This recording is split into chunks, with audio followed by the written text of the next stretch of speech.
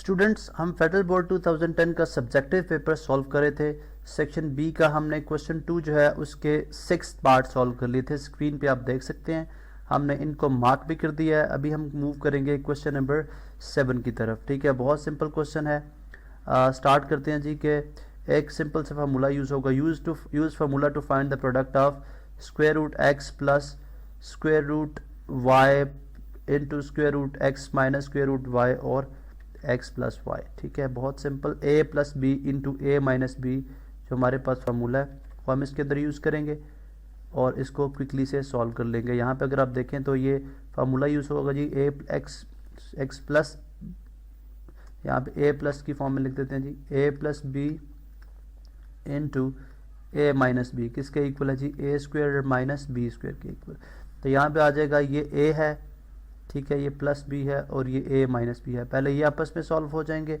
तो अगर आप यहाँ पे देखें ये किसके इक्वल हो जाएगा, ए प्लस बी, ठीक है, सॉरी ए स्क्वायर और माइनस बी स्क्वायर के इक्वल माइनस वाई स्क्वायर के इक्वल। ठीक है, और एक्स प्लस वाई जो है वो एज इट इज़ रहेगा। ठीक है, तो ये स्क्वायर रूट से कैंसिल आउट हो जाएगा। यहाँ पे भी तो ये आ जाएगा x minus y into x plus y. अब अगर आप अगेन देखें तो वही फार्मूला है, A plus B into A minus B आ जाएगा A square minus B square जो कि इक्वल हो जाएगा x square minus y square के। ये हमारे पास क्वेश्चन सॉल्व हो गया। क्वेश्चन पेपर की तरफ दोबारा मूव करते हैं। इसको हम यहाँ पे मार्क कर देते हैं जी, ये क्वेश्चन हम सॉल्व कर चुके हैं। ठीक है, अब नेक्स्ट है, if p f y equals 1/2y cube plus 2y square minus 1 then find p of minus 2। Find p of minus 2। बहुत सिंपल क्वेश्चन है ये भी।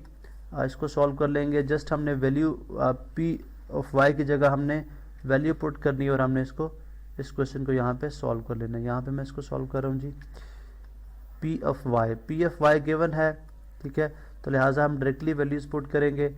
p of minus 2 equals 1/2 y की जगह -2 का क्यूब प्लस 2 इंटू -2 का square -1। ठीक है, किस तरह से हो जाएगा जी, 1/2 इंटू -2 की पावर, किसी नेगेटिव नंबर की पावर ऑड हो तो वो नंबर नेगेटिव में आएगा, -8 प्लस 2 इंटू 4 और -1। ठीक है, यहाँ पे अगर आप देखें तो 1/-16 प्लस 8 -1। ठीक है, अब ये -1/16 है, बिकॉज प्लस को नेगेटिव से डिवाइड करो तो नेगेटिव ही आएगा। -1/16, 8 - 1 इज 7। ठीक है, नेक्स्ट आप क्या कर लेंगे, हम यहाँ पे इसका एलसीएम कर लेते हैं। ठीक है, अगर हम इसका एलसीएम कर लें 16 ही एलसीएम आ जाएगा। यह आ जाएगा जी -1 और 16 7 टाइम्स, आप 16 7 टाइम्स मल्टीप्लाई करा लें, 2 और 4 7, 4 टाइम्स 11 112 प्लस 112। तो 112 में से 1 सब्ट्रैक्ट करा दे, हमारे पास आ जाएगा 111/16। ये सिंपल सा क्वेश्चन था जी, ये इसका आंसर है। इसी तरह से हम नेक्स्ट जो है मूव करते हैं हम क्वेश्चन पेपर की तरफ और देखते हैं नेक्स्ट हमारे पास क्या क्वेश्चन आ रहे हैं।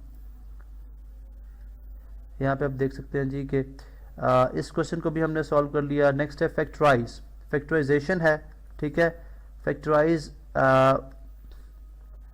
1 - 16 64, सॉरी नेक्स्ट है G x factorise x4 minus 2x cube plus 2x minus 1। यहाँ से हम इसको कॉपी करते हैं जी और यहाँ पे हम इसको ला के पेस्ट कर देते हैं और हम यहाँ पे इसको सॉल्व करेंगे। फैक्टराइजेशन करनी है। अब यहाँ पे देखें, इसकी फैक्टराइजेशन करने के लिए आप जो है वो टेक्निक यूज़ करेंगे, x4 minus 2x cube plus 2x minus 1। अब यहाँ पे हमें ये चीज़ देखनी है कि हम किससे एक फार्मूला, हमारे पास फार्मूला है ए स्क्वायर जो है माइनस बी स्क्वायर फार्मूला एक है। ठीक है, A plus B whole square का फार्मूला हमारे पास है, ए माइनस बी होल स्क्वायर का फार्मूला हमारे पास है। इसी तरह क्यूब में फार्मूले अवेलेबल है। ठीक है, तो यहाँ पे हमने देखना है कि कौन सा फार्मूला हमारे लिए सूटेबल हो सकता है या किस इस एक्सप्रेशन को हम किस पॉलिनोमियल को किस फार्मूले के अंदर हम डाल सकते हैं। हम इस तरह करते हैं जी, अगर मैं x4 को x² के स्क्वायर लिख लूँ, अब उसके बाद मेरे पास माइनस में कोई भी ऐसा नंबर नहीं है। 2x³ को मैं x होल में नहीं कर सकता, 2x भी नहीं लिखा जा सकता। हाँ, -1 जो है इसको मैं होल स्क्वायर में लिख सकता हूँ, या -1 का स्क्वायर लिख सकता हूँ, ठीक है। तो लिहाजा -1 को मैंने इसके साथ कंबाइन कर लिया और यहाँ पे -2x² x³ + 2x को मैंने एज इट इज़ रहने दिया, ठीक है। क्वेश्चन को आगे मूव करते हैं। अब ये a² - b² है, ठीक है। ये किसके इक्वल हो जाएगा, a + b और a - b, ठीक है। इसी तरह से यहाँ पे अगर हम आए तो यहाँ से हम -2x कॉमन ले सकते हैं। -2x अगर कॉमन ले लें तो यहाँ पे बन जाएगा x² - 1 x² - 1। नेक्स्ट हमारे पास अगर आप देखें तो x² - 1 अब दोनों में कॉमन है, ठीक है। यहाँ से हम x² - 1 कॉमन ले लेंगे और ये हमारे पास आ जाएगा x² + 1 - 2x। अब अगर आप इसको देखें इस फॉर्मूले के, तो अगेन ये x² - 1 क्या हो जाएगा, x + 1 × x - 1। उसकी क्या रीज़न है, बिकॉज इसको मैं 1 स्क्वायर लिख सकता हूँ, 1 को मैं स्क्वायर लिख सकता हूँ, a² - b² दोबारा फार्मूला बन जाएगा।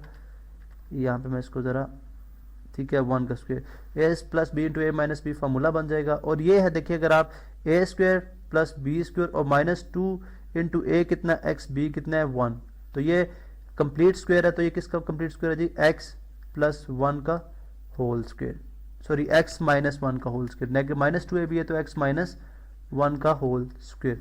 तो यहाँ पे अगर आप देखें x - 1 की पावर यहाँ पे 1 है, यहाँ पे 2 है, तो ये बन जाएगा x + 1 × x - 1 का होल क्यूब, ठीक है। तो ये आपने देखा किस तरह से हमने इस क्वेश्चन को भी फैक्टराइज कर लिया, ठीक है। नेक्स्ट हम मूव करते हैं जी हमारा क्वेश्चन पेपर। अब क्वेश्चन पेपर की तरफ आते हैं और यहाँ पे हम देखते हैं जी कि हमने 9th पार्ट भी सॉल्व कर लिया। 10th पार्ट है फैक्टराइज, ये भी बहुत सिंपल सी फैक्टराइजेशन है, ठीक है। डायरेक्टली हमें इस क्वेश्चन को देखते साथ हमें जो बात समझ आ जाती है वो ये है कि ये हमारे पास क्यूब का फार्मूला जो है वो बन सकता है बहुत आसानी के साथ। हम इसको देख सकते हैं यहाँ पे। चलें जी, यहाँ पे हम इसको सॉल्व कर लेते हैं। फैक्टराइज 1 को हम 1³ लिख सकते हैं, कोई इशू नहीं है, ठीक है। 1³ हमने लिख दिया इसको। इसी तरह 64, आप देखें 64 है, 8 का स्क्वायर भी है और 4 का क्यूब भी है, लेकिन हम चूंकि p³ और q³ है तो हमारे लिए जो सूटेबल चॉइस है वो 4³ है, ठीक है। तो हम इसको लिख देते हैं -4p/q का होल क्यूब, ठीक है। बिकॉज 64 को 4³ और p और q ऑलरेडी क्यूब में, तो 4p/q होल क्यूब आ जाएगा। ये फार्मूला हमारे पास किसके इक्वल है, a³ - b³ किसके इक्वल होता है जी, a - b × a² + ab और प्लस b², ठीक है। तो यहाँ पे आप देख सकते हैं कि हम यहाँ पे बन जाएगा a + b, यानी a और प्लस माइनस जो है यहाँ पे, सॉरी फर्स्ट हमारे पास क्या है a - b, तो ये आ जाएगा a - b 1/4p 1 - 4p/q, ये आ गया a - b। उसके बाद नेक्स्ट है a² + ab, यानी a है 1 का square plus ab 1 × 4p/q plus b का स्क्वायर, जो कि है 4p/q का स्क्वायर, ठीक है। नेक्स्ट अगर आप देखें तो आ जाएगा हमारे पास 1 - 4p/q × 1 + 4p/q, बिकॉज 1 से मल्टीप्लाई होगा, ये 4p/q ही रहेगा। और यहाँ पे अगर आप देखें 4 का स्क्वायर 16, p का स्क्वायर p और q का स्क्वायर q, अलग अलग स्क्वायर ले लिया जाएगा और यही हमारे पास जो है वो फाइनल आंसर है, यही हमारे पास रिजल्ट है, ठीक है। तो आपने देखा किस तरह से हमने 2 क्वेश्चन फैक्टराइजेशन के भी यहाँ पे सॉल्व किए, जो फार्मूलाई को इस्तेमाल करते हुए। जब भी आप फैक्टराइजेशन करेंगे तो आप फैक्टराइजेशन आपके लिए बहुत आसान हो जाएगी अगर आप तमाम के तमाम जो फार्मूलाए हैं वो आपके टिप्स पे हैं, क्योंकि आपको क्वेश्चन देखते साथ ही उस क्वेश्चन की जो स्ट्रेटेजी है वो बनानी होती है। वो तभी बन सकती है जब आपको फार्मूला जो है वो बहुत अच्छी तरह से आता है।